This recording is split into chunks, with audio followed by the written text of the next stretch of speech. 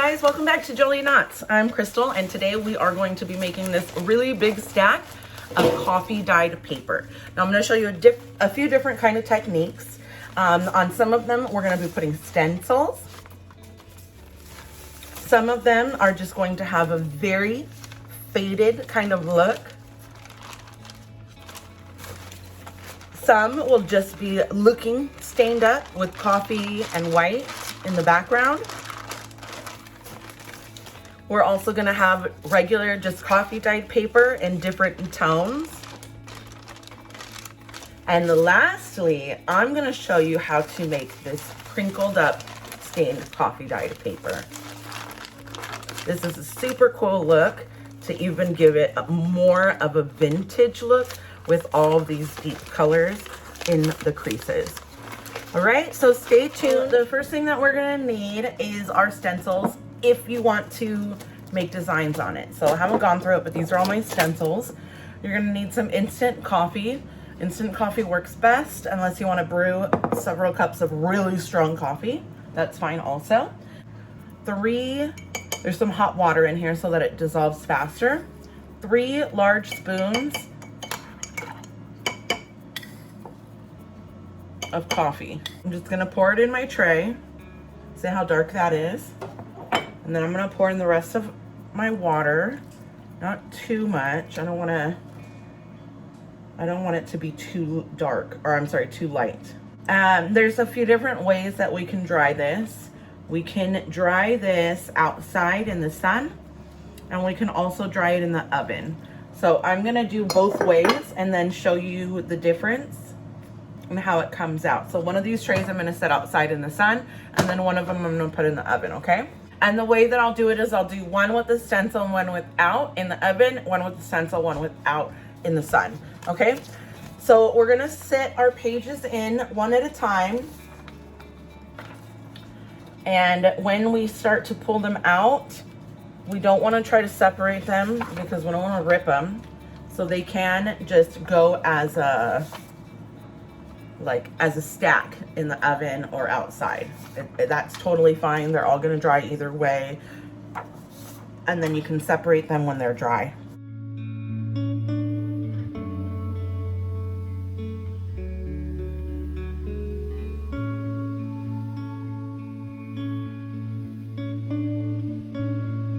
Okay, so for our first tray, what we're gonna do is, remember I told you don't try to separate them, just pull out what you can pull out.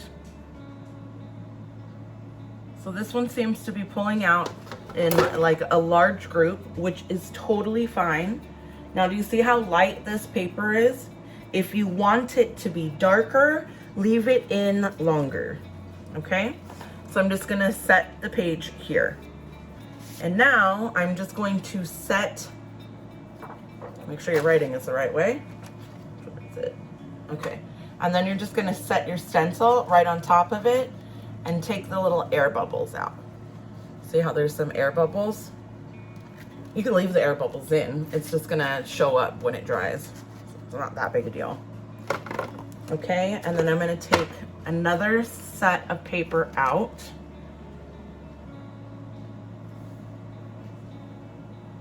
And I'm just gonna set it right on the side. And then this one, I'm gonna go put outside in the sun so it can start, so we can see how it comes out. Okay, so now we're back with another tray, and what we're gonna do is this one's gonna go into the oven on a low setting, the lowest setting that you have. We're gonna pull a little stack out.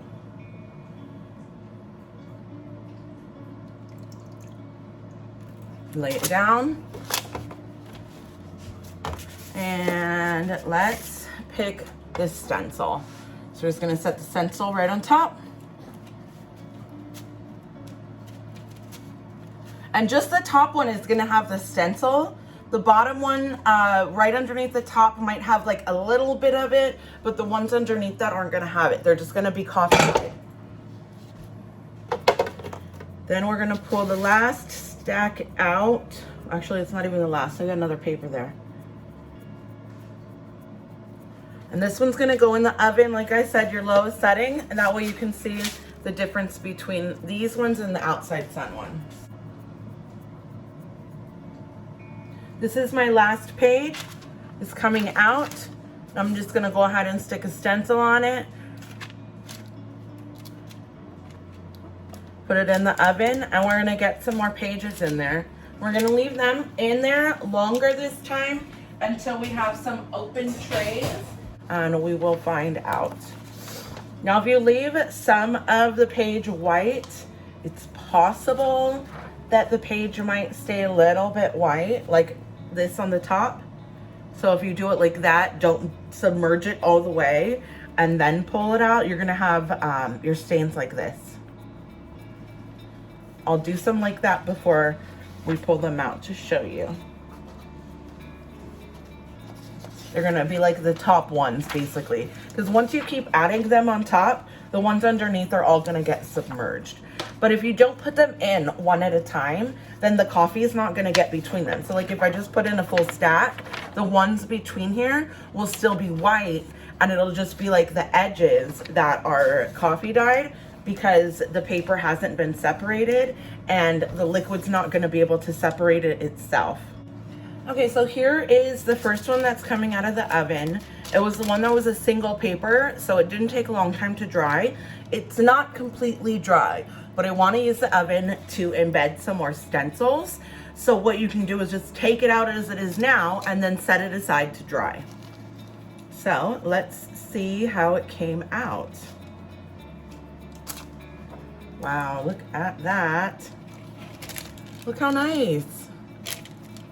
Now, once it's dry all the way, I'll show you all of them, of course, so we can see the look of everything. So right now, I'm just gonna set this aside to dry so that I can go ahead and dye some more. Okay, so I wanna show you guys another technique. Now, this technique is gonna be pretty cool. Now, what we're gonna do is we're gonna try and pull out as a little, oh wow, look at that, I got a single paper. And then what we're gonna do is just lightly crunch it up and just set it aside lightly. You don't wanna rip the paper, okay? If you gotta do it in like a couple of papers at once, that's fine too. See, this one's got 3 papers. And so all I'm gonna do is lightly just crunch those up, no rhyme or reason, and just set it to the side. Now we're gonna do another one. Here's a single. Be gentle. This is my, this is super cheap paper. This is not fancy copy paper at all. This is like the cheapest you can find, which is why you wanna be super careful, because look, there's a couple of rips in there.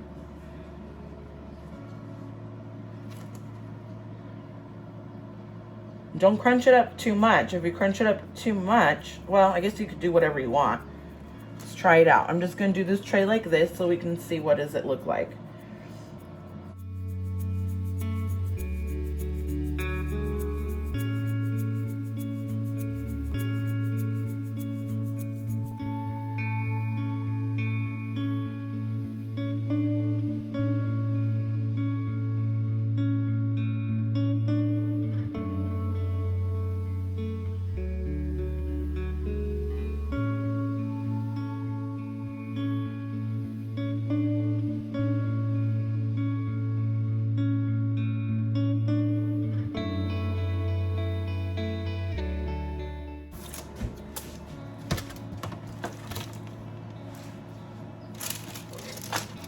Okay, so this is the one that is coming out of the oven. That one is regular. It's not totally dry all the way, but you can see the coloring. And then the one with the stencil, just like that. Now, if I put this back in the oven just like this, even though it's not, like it's still wet, now it's gonna continue to pull up the dye, and then it's gonna kind of wash this out. So if you take off your stencil and I mean, that's kind of it. You can't really do a whole lot more. So I'm just gonna set these aside to dry. Since I pulled this off wet and there's a lot of coffee down here, I'm just gonna put a regular piece of paper on it to soak up that coffee. And we're gonna put it right back in the oven, just like that. Actually, let's Different techniques, guys. Just do all the different things, all the things, and make it fun.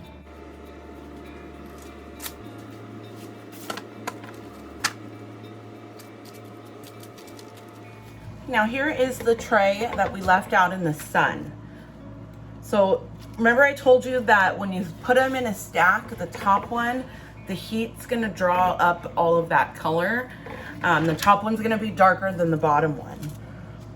So see, here's the difference. I love stacking them because you get all these different kind of colors. Now let's see how the stencil came out. Look how cool that is. Now, see, this stack of paper was much bigger. Now watch this. See how I told you that the bottom one underneath it is going to have some of the stencil also, but it's not going to be as dark. So it's really just kind of like faded. And then as you go down, it's just less and less. Okay, so here we are checking up on our crunched paper that I put outside. Now, what I want to show you is because we crunched it, there's going to be a lot of coffee under there. So we're going to take one of our trays that just have nothing left, just the parchment paper, and we're just going to lay a bunch. Now we're going to transfer our crunched up pieces over. Trying to, I guess, flip it so the drier side is on the bottom and the wetter side is on the top, and the sun can go ahead and dry that. And the goal here is that now, see, the coffee drippings are going to drip onto the white paper and then stain that also, and we'll see how it comes out. See that? These ones are still really wet that are on the bottom and that have more paper in the crunch. So we just do this to now be able to use all this coffee that's under here.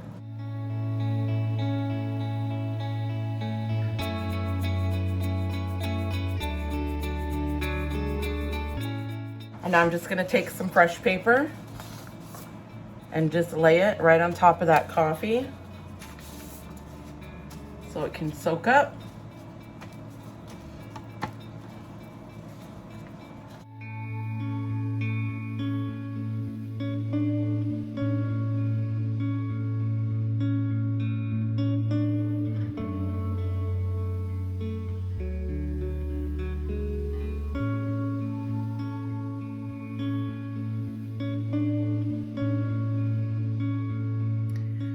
Here are our crinkles out of the oven, and I'm sure mostly completely dry. Here's one that I had started trying to open before it was fully dry, and I had ripped it a little bit. So you do want to be super careful to make sure that you're not opening and flattening your papers prior to them being dried up all the way. So what I'm going to do is I'm just opening these and putting them in a stack. And then I'm gonna stick a large stack of heavy magazines on top of them to help flatten them out. Okay, I just want to show you this a little trick. Once you open up all your crinked up papers, this is how I'm flattening mine. I did some underneath a book. And then this is how the one with the book came out. Not super flat, but I mean flat enough from what it was. And then these are the ones that came out of the oven like this. So the paper's in between here. I just put it between two cookie sheets and a really heavy pot on top and set it back in the oven at the lowest, and it basically like irons itself out. Okay, so from like this to this. This is from the book. This is under a book overnight or a stack of magazines. So let me show you this. See? It's like its own little natural iron, kinda. All right, so this is how everything came out. All of our crinkle papers.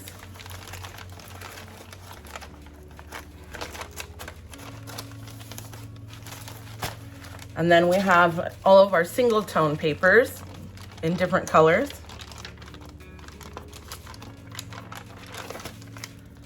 And then we have coffee stained with white in different colors. These are the ones that we put underneath our crinkle papers. And then we have our stencil papers.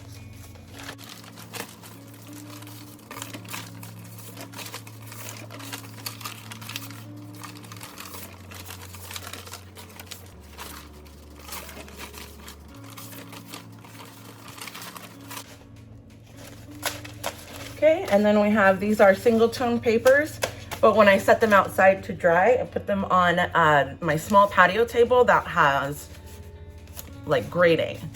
And so the sun helped to indent the grains into the design of the paper. All right. Well, thank you guys so much for watching. I appreciate it. Hopefully you got some really good tips and different ideas to be able to dye your own paper.